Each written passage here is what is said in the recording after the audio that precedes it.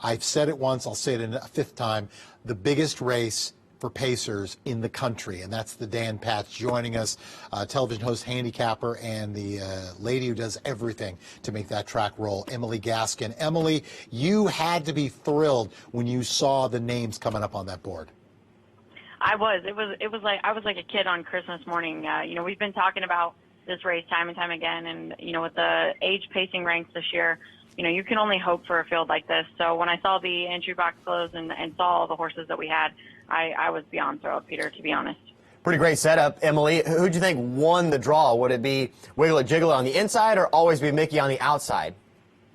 Well, I think, the draw certainly is going to make things interesting. Obviously, when you saw the field, a number of different things play, into hand there. But I think Jiggleit off the rail, I think he certainly, if you say won, I would say, got the luck of the draw. He has shown some versatility, but I think obviously with the rail, that makes him a serious factor. Always be Miki.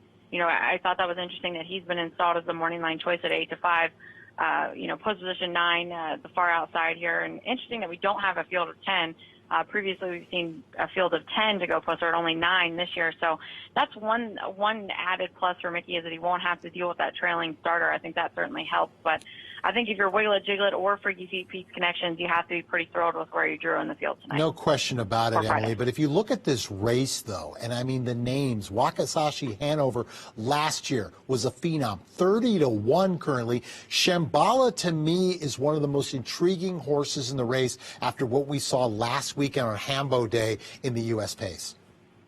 Yeah, he certainly, took himself to atop the age pacing ranks with that upset, 8-1 upset.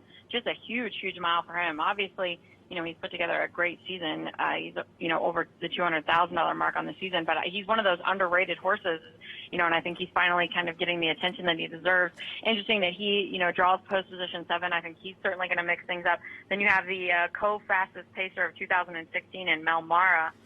He draws post 5. He's certainly going to mix things up as well. Just down the line, you talk about Wakizashi being 30-1. You don't mean to insult any of these people, but just the depth of the field, you have to start somewhere.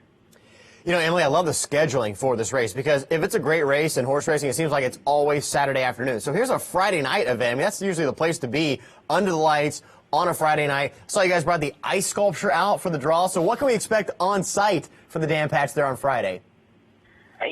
Caleb, in true Hoosier Park fashion, they've gone above and beyond for this race. It's not only going to be, a huge race on Friday, but it's going to actually be a festival weekend. So we've got the race on Friday, a number of different things, mega bet opportunities, specialty wagers. There's going to be a $20,000 guaranteed superfecta on that race.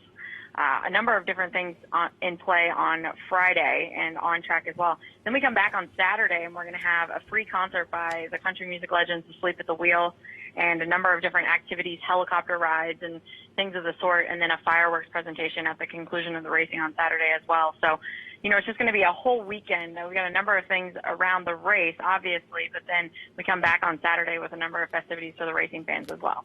Bet anywhere with TVG.